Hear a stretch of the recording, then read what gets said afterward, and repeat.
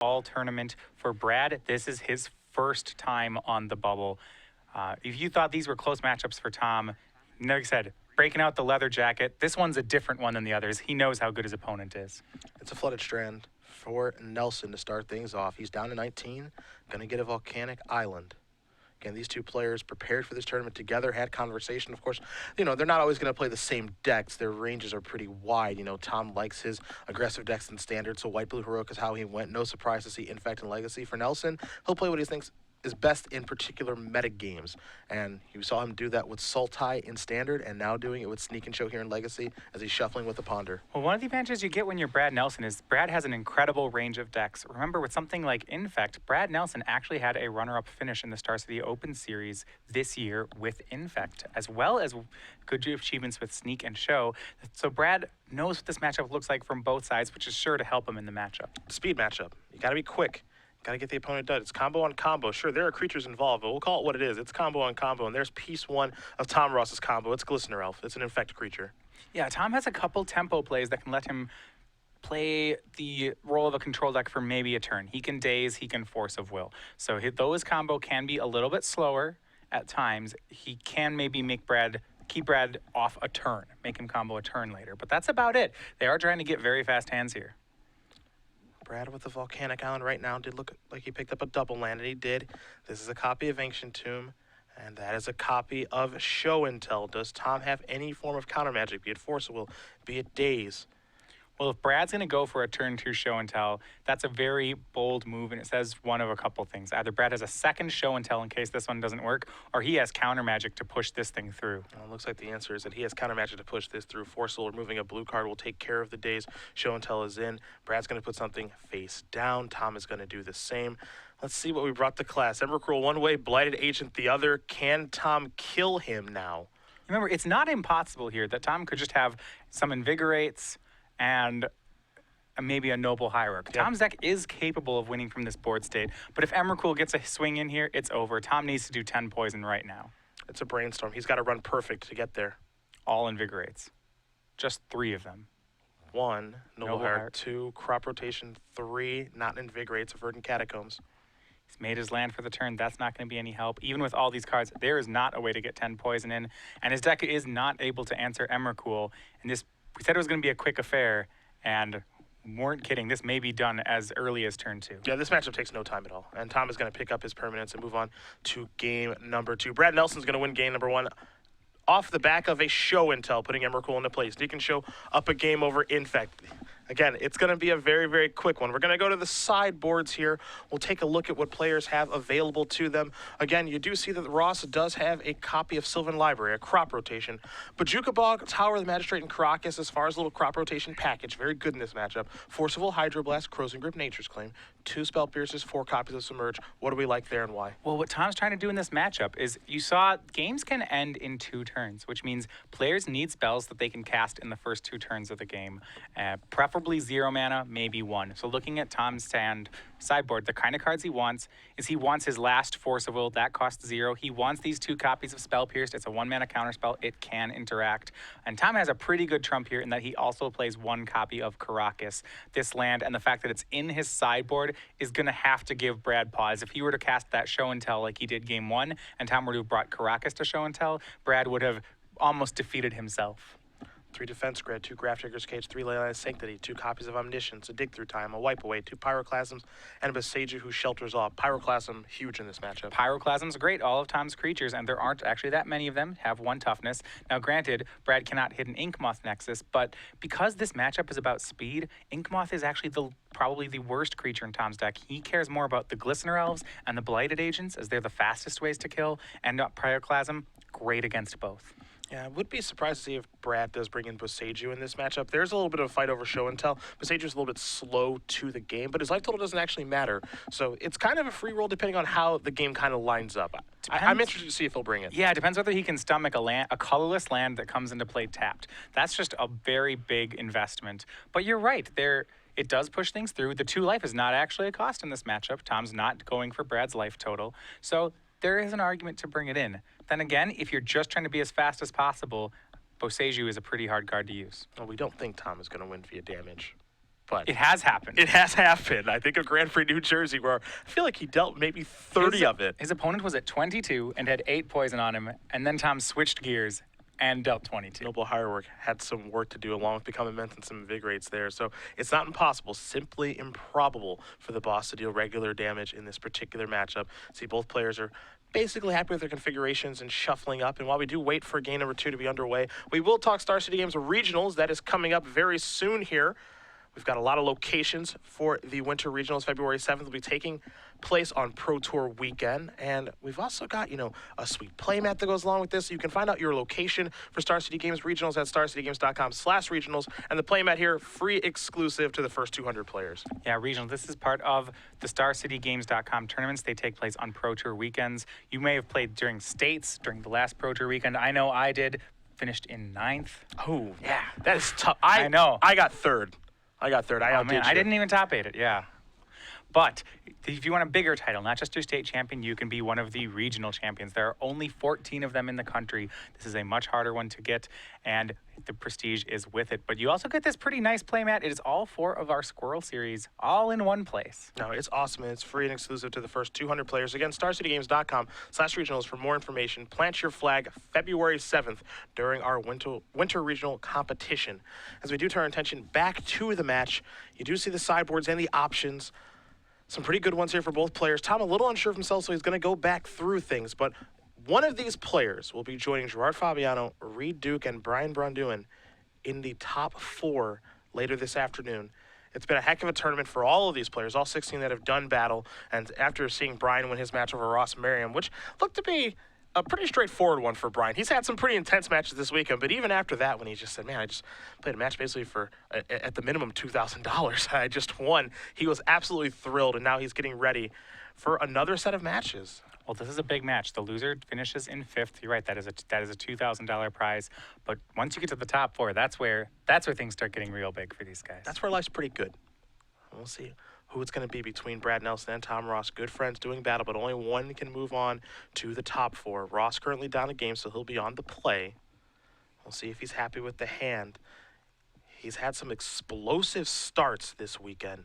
Has killed Reed Duke on turn 2 twice on the play. Reed able to win one of those matches, however, and one would argue the more important of the two, as Reed is into the top 4 and Tom is not just yet. See Nelson's hand, there's a Force Will, an Ancient Tomb, and a whole bunch of other blue cards over there, so we'll see how he wants to navigate. Start with sacrificing a Polluted Delta. Well, no Glistener Elf for Tom Ross, and that's good news for Brad. It takes away Tom's turn 2 kills, which, as you mentioned, really do exist. He did it to Reed Duke twice. So Brad will at least get to have 2 turns in the game, but he wants to get his shop together very quickly.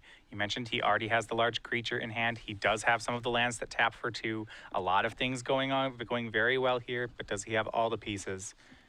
Looks like he'll spend at least the first turn cantripping. Yeah, that's something this deck does a lot of. Between Ponder, Brainstorm, and you see Preordain. Going to take a look at a couple of cards, get the shop set up, and then when it's time to cast Show and Tell or Sneak Attack, hopefully have Force of Will backup or a Flusterstorm. Nelson's starting a couple of those this weekend. So he will scry 2 here, figure out what he wants to do with these cards, and then get to peel 1. And the interesting thing in this matchup is kind of the role assessment.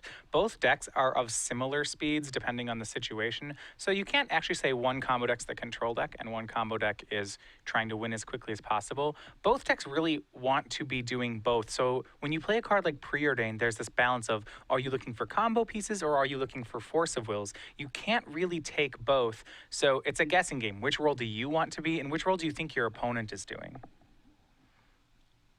Card drawn for Preordain and just passing of the turn. Ross is going to play a copy of Misty Rainforest. He's sandbagging a Caracas in his hand. Perhaps he's trying to trap Brad a little bit here. This is interesting.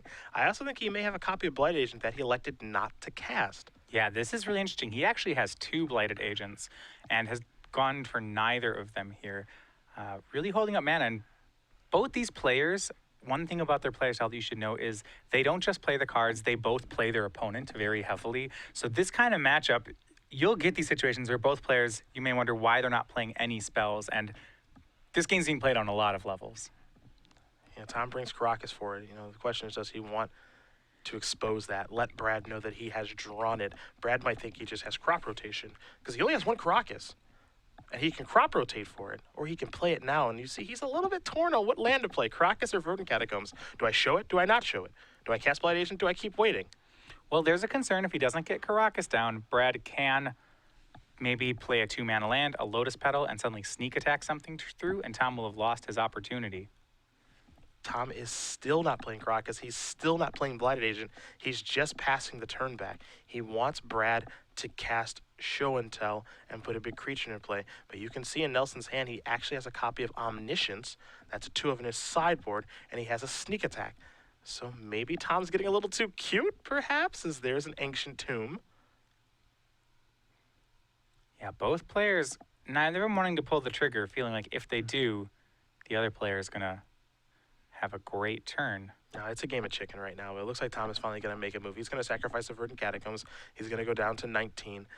It's a Tropical Island that'll search up.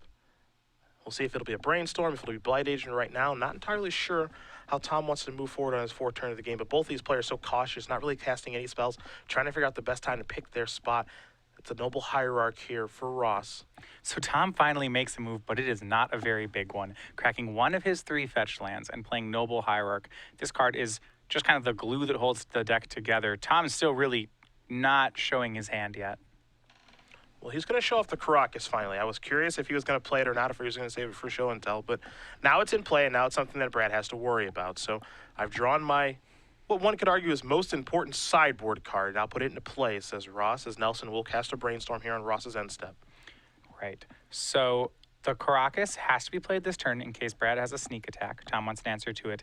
Now, Brad actually has a way to get around a Caracas, and you see it in his hand. He has a copy of Omniscience in his hand, and one thing that Brad can do is show and tell the Omniscience into play and then cast Emrakul without paying his mana cost. Tom can bounce the Emrakul all he likes. However, because Brad actually cast the card, he gets the extra turn off Emrakul, and Caracas really doesn't do anything. It's not going to work the way that he wants it to. Omniscience does play a really nice role as a card in this deck. Now, we've seen decks like Omnitel before. Logan Mize did play that in the Legacy portion, and we've seen Max Brown actually use that to win an Invitational, playing Omnitel and basing his deck around Omniscience and all the crazy things that you can do with it. Nelson using it as more of a sideboard tool, a little bit of redundancy, or a different way to win, depending on the situation. And it could play a huge role here. It's a nice way to go around Caracas, as here's Brainstorm's done resolving. Nelson going to sacrifice Scalding Tarn on the upkeep, go down to 18 in the process, and we'll see what his draw step will be in just a moment. Going to go get a Volcanic Island for now. Yeah, but the difficult part of your Brad is you still don't really know what Tom Ross is up to. Tom has 5 cards in his hand, and for the first 3 turns didn't play anything. Now that is very unusual for an Infect deck, and it really could leave a player guessing as to what cards his opponent might have. Battle draw a card looking maybe in a copy of Gristlebrand. But legendary creatures are not all that appealing at this point in time. Yeah, this will be a Ponder. That actually is one of the advantages to Infect in this matchup, is while both decks have cards that are not particularly strong in the matchup, they're combo pieces. A lot of Tom's combo pieces can actually still be cast and played, and he can build up a hand. Things like Glistener Elf, Noble Hierarch, you can cast them while leaving up mana. Brad's extra pieces are things like Gristlebrand's or Omnisciences that are very uncastable, so he needs to leave them in his hand, but can't really build up a counter magic wall at the same time because his hand size is limited. So if it comes to a really big sort of game of chicken, Tom starts to get an advantage over time. Gonna keep it the Ponder. A lot of cards here in Brad's hand. So he's trying to figure out what's the best time to pick his spot. Well, there's just so many options that each of them could have here. Not sure what he wants to play around and what he doesn't want to. There's Scalding Tarn. He's going to go down to 17. Maybe it's time for a sneak attack, perhaps? There's a Volcanic Island. I wouldn't be surprised to see Brad try to play around Daze for the entire game. Yeah. The game has gone slow enough that he probably can afford to do that. Perhaps another cantrip. Yep, just a Ponder. Yeah, so it was a Ponder taking a card, not wanting the other 2 because he can play a fetch land and shuffle. So resets the deck, looks at the top 3 again. It's a sequencing of Ponders that lets Brad see the largest number of cards. And looks like he may shuffle. A little unsure of himself. Going to consult the grip. He's got a lot of cards in there. Omniscience, Force of Will among them. And he's going to keep it. So now Ponder's done resolving. Still think Brad's looking for show and tell here. The Omniscience plan is his way to get around Caracas. Here's a Brainstorm from Tom.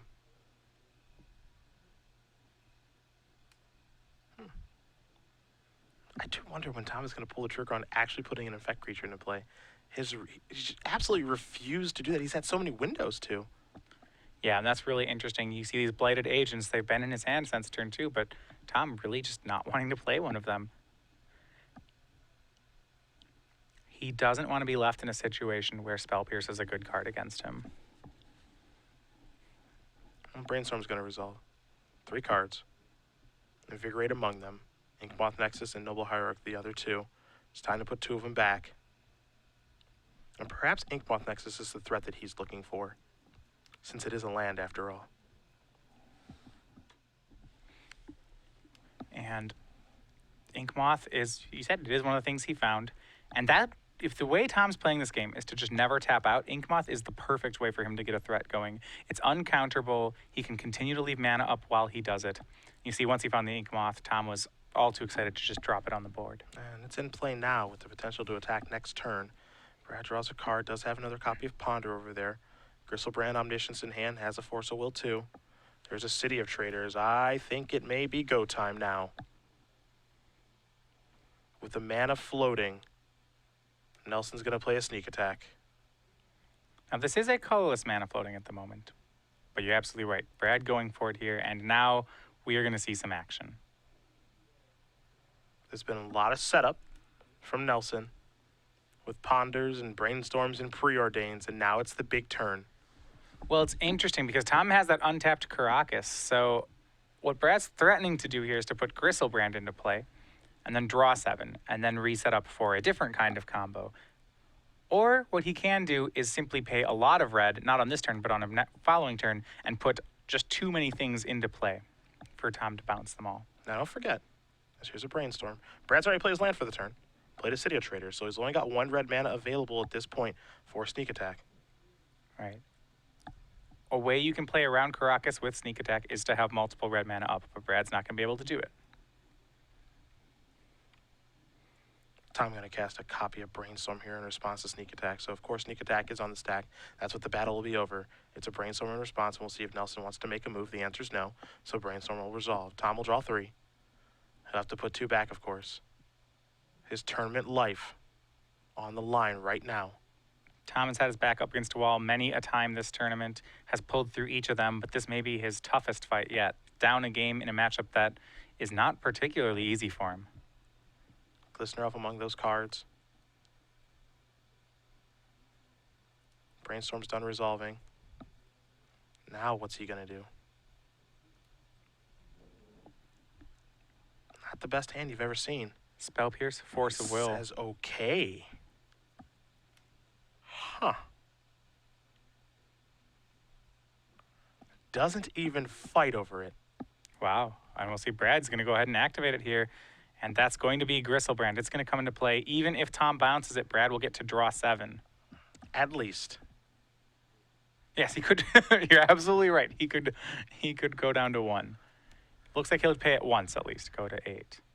Now Lotus Petal works his way into the equation. Emrakul as well. We'll see what Brad's able to pick up here.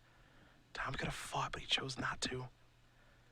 Not the... I think I saw a Lotus Petal in there.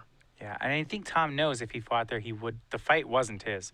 With a Force of Will and a Spell Pierce, that's really not enough to win the fight over this sneak attack. It's crazy to think that Tom just did not try to fight over it, though. You're right, and I know he's up to something here, because even if Brad's only creature is Emrakul, and then Tom gets to bounce Emrakul with Caracas, there's still a problem here that the next turn Brad gets to connect. I wonder if Tom's going to fight over this one. Now here's a Lotus Petal. It's not as innocent as it looks. If Tom had more pump in his hand, it was possible he wanted Brad to play Gristlebrand, pay 7, bounce the Gristlebrand, and then try to win with regular damage through the Noble Hierarch, though an iffy line at best. This Lotus Petal causing a huge commotion. Will Tom try to counter this? What's he scared of? Is he scared of anything? He's got to think about it. He's got Force of Will. He's got a lot of stuff out there. Gristlebrand? No. Not yet. Yeah, he's going to see if Tom will bounce it, and it looks like Tom is not going to. Not before it attacks. Now it does attack, and Caracas will say, okay, back to the grip you go. So now Nelson, with a whole bunch of cards in hand, and at 8 life, now he's got to, either play some things in the second main phase or do some discarding. Omniscience among the cards, you see a Brainstorm, Ponder, a lot of cantrips over there actually. No Emrakul, however. Though keep in mind, Sneak Attack, one thing you can do with it is you can use it defensively. And he might have to do that here. Yeah, if Tom attacks, Brad can just sneak a Gristlebrand into play. It's not even that bad. He blocks Inkmoth Nexus, could gain 7, then draw 7. He'd surely find an Emrakul or a Gristlebrand in the next 7, and it'd be just fine on the next turn. So what cards does Brad want to keep here? Well, you have to imagine some sort of permission. Flusterstorm, Force of Will, all that stuff. He has access to it. He's sculpting out a perfect hand right now, so he'll have to discard some cards. Cantrips, we'll see how many he wants to keep, if any. He's got so many cards in his hand, so many options. He only gets to keep 7 of them, so we'll discard those cards. He's happy with his 7 cards. Yeah, Gristlebrand among the discards there, actually. I assume he has another copy then. Let's see what this is going to be. It's a Brainstorm. Maybe that Tom is trying to find a lot of pump spells right now. And just one-shot Brad. If he finds 2+4/+4s, he could do it. He has a lot of blue permission in his hand. Brad is down on mana. It's not inconceivable that Tom could just kill him from here.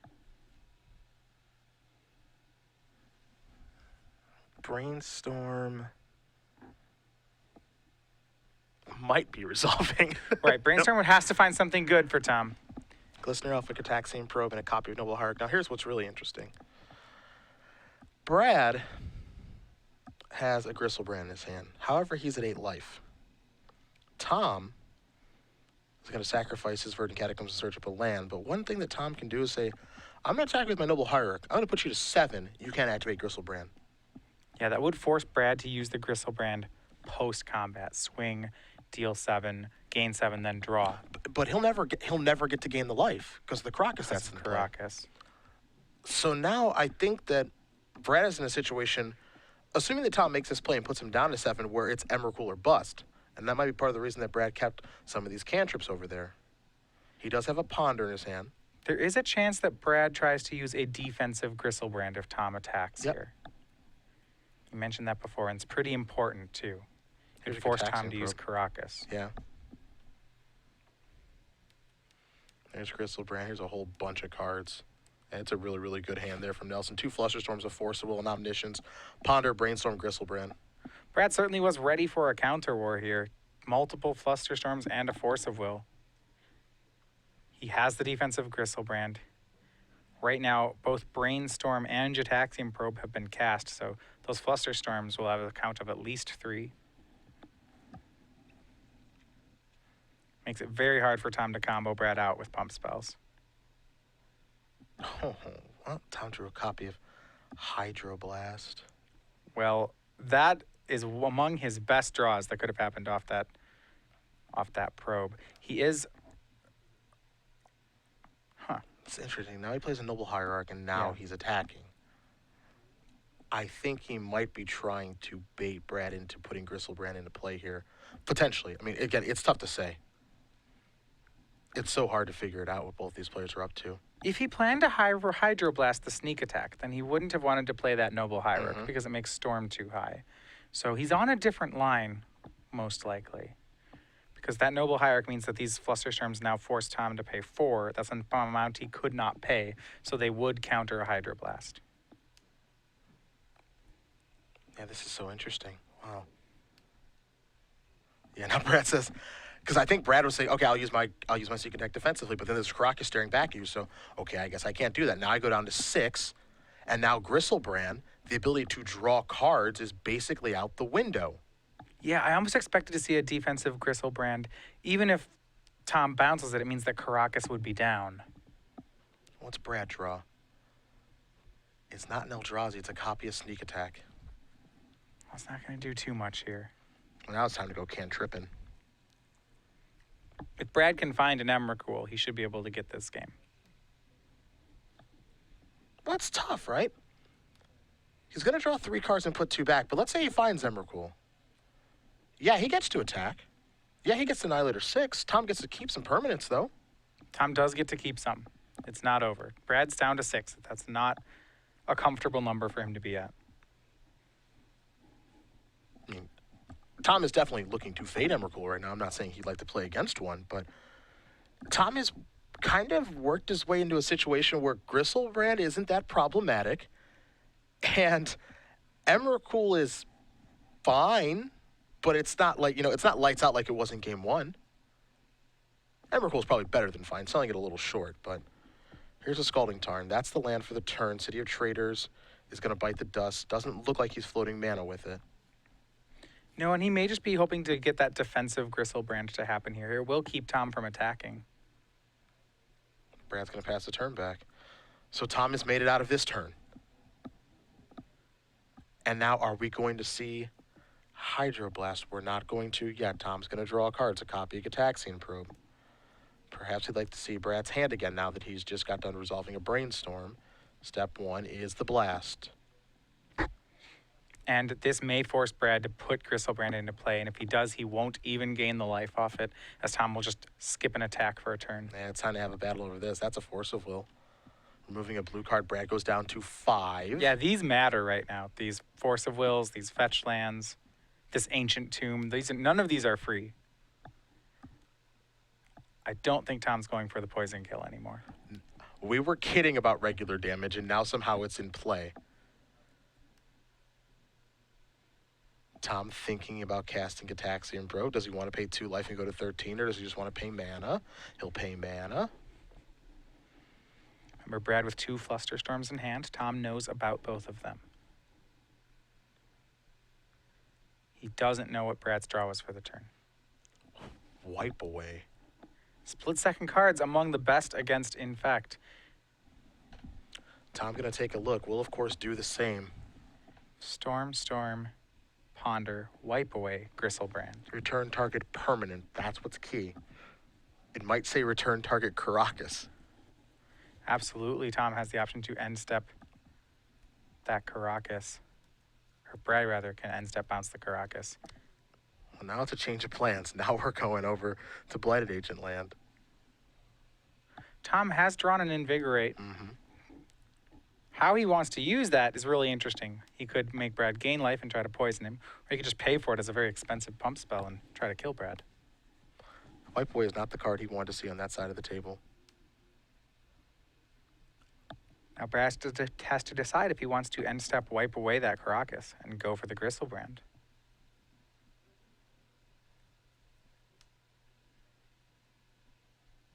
What to do, what to do. It certainly is close for him. Perhaps sacrifice Scalding Tarn, go down to 4. Yeah, well, he did Brainstorm last turn, so it's possible he just sacks the Scalding Tarn to reset his deck. But it might also mean he's going for wipe away.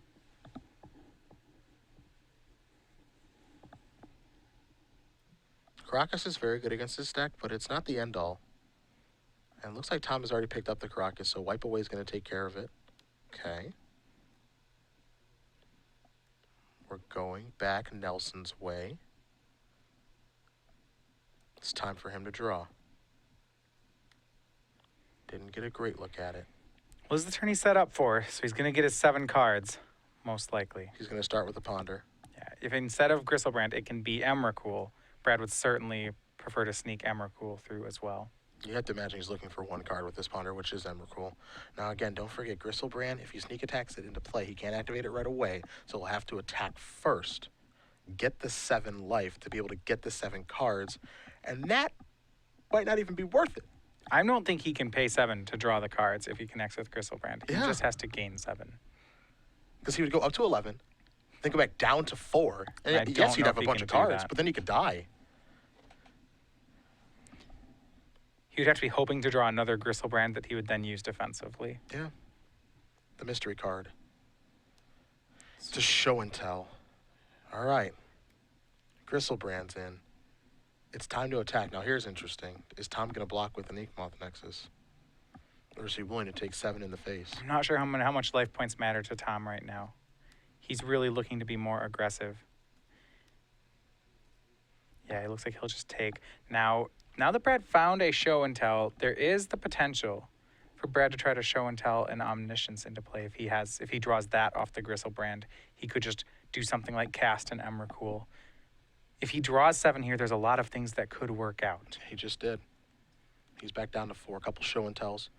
Emrakul as well. Yep. But he can't show and tell Emrakul into play. Tom still has the Caracas. He'd have to show and tell something like Omniscience in.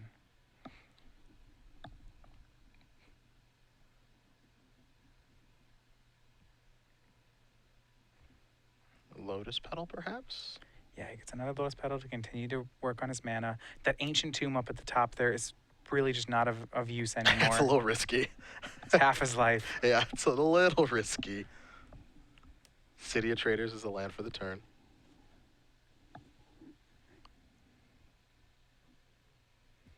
You saw last turn he played a Scalding Tarn. Lost the City of Traders. This turn he replays City of Traders. And Sneak Attack trigger. Yep. He's not tapping on to activate it. Doesn't have enough life to do that, so that's just going to die. And time for Nelson to discard now, I believe. Yep, on cleanup here. He does have a lot of copies of Show and Tell. Maybe one of those goes away. A lot of copies of... He's got an additional copy, excuse me, of Sneak Attack. Yeah. It's hard to say who's ahead in this game. It feels like... I mean, Brad, he just drew 7 cards. He just got a hit with Gristlebrand. It feels like he's ahead. Brad He's will going to discard Boseiju. Yeah, now he does, I believe, have another Gristlebrand in his hand to block with. So he's not just dead here. Daze is a bad one for Tom. At least it seems that way on the surface. 8 mana available here for Nelson. Nelson has already drawn 14 cards off Gristlebrand, yet Tom has managed to keep the game relatively close. Yeah. The easiest place to start is probably by playing Caracas, but with Blighted Agent, he gets in here for 1, 2 Exalted Triggers, makes it 2 and 3. Invigorate makes it 7, but he hasn't dealt any other infect damage yet. Now he's doing the math. He knows about all these Fluster Storms, that if he tries to resolve something like an Invigorate, there's going to be one heck of a counter war over it. Daze, Pierce, Force. Those are the cards left for Tom. That's why Flusterstorm is so good. In a counter war, Flusterstorm is basically unbeatable. Remember, each storm trigger is a different spell, so you really can't counter the Flusterstorm. Brad says bring it on with Blighted Agent. 3 infect over to Nelson, and that's Tom's turn. He'll have to try to represent some strength here. Next turn, the attack is lethal. The Blighted Agent would swing Exalt up to 3, Invigorate up to 7. So Tom has a plan. Brad's got a plan too. Emrakul's so tough here. There's no way for Caracas to work so that Tom will not have to sacrifice 6 permanents. And if he bounces it right now before the attack step, Brad says that's fine. Activate it again. And if Brad gets to get into the attack step, Brad's thrilled. Attack you, Annihilator 6. Feel free to bounce it. And you can see Tom is going through the squeeze right now. Attack you, Annihilator 6 trigger. And if Tom wants to have that possible kill next turn, he's going to have to sacrifice all his lands. He needs the Exalteds off Noble Hierarch and the Blighted Agent to go with Invigorate. But remember, you need a forced in play to play Invigorate, so he's going to have to give up something. All right, he's going to activate Caracas. That's step 1. So he doesn't take the 15 because he can't. He loses all of his lands. No damage is dealt. Can he somehow, some way, work a win out of this situation? Well, he'd need a forest and then be able to, so he can pump and go for the lethal attack. But he knows about 2 copies of Flusterstorm in Brad's hand. I just don't see it working out.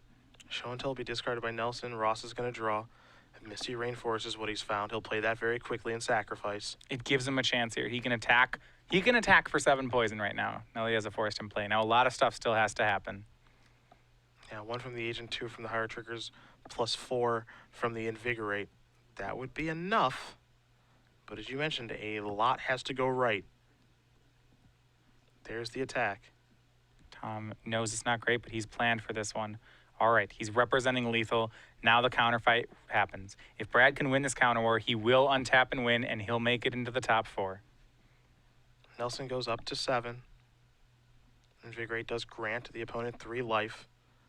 And Tom, with fingers crossed, is hoping that this is good, but you can see Brad's hand. He has Force of Will. He'll remove a show and tell. And this is bad news for Tom. Brad's starting on Force of Will. That's going to up the storm count for both of the Fluster Storms in Brad's hand, meaning they will be respectively for at least 3 and 4. That's 7 mana. Tom Ross can't pay for it, and he can't really win back in a counter fight. I don't see it working. Tom's going to go through the iterations in his hand, but Brad with so much mana available too. Tom trying to figure out, is there anything I can do? Maybe you don't have those Fluster Storms. Perhaps you brainstormed them away. Is there any reason that you would do that? Here's Force of Will on your Force of Will. So that's a 3rd spell played this turn. You see Invigorate the 1st, Force of Will from Nelson the 2nd, Force of Will from Ross the 3rd. And 1 Fluster Storm should do it here for Brad. Tom won't be able to pay for it. Spell Pierce will be of no help. And he's being very careful, making sure that he doesn't make a mistake here is Nelson. Just wants to say, how many cards are you in there? Is there any way that I can lose this game? Fluster Storm? Trigger the Storm? Make you pay a bunch for either your Force of Will or your Invigorate? It's going to make him pay 4. Tom only has 3 mana available. Invigorate is countered. Some damage will come across, and Tom will pass the turn back. Very quick activation of Sneak Attack. Tom will show him the hand, and that is going to do it. Brad Nelson is going to win this match here over Tom Ross. 2-0. Sneak and Show takes down Infect, and Brad Nelson is moving on to the top 4. Our 2-time invitational champion, Tom Ross, a great tournament. He's going to end up in 5th place, just missing the top 4, battling his way back all the way through the tournament, ending up just short in legacy here. And for Brad, his dominant streak at the Players' Championship really does continue.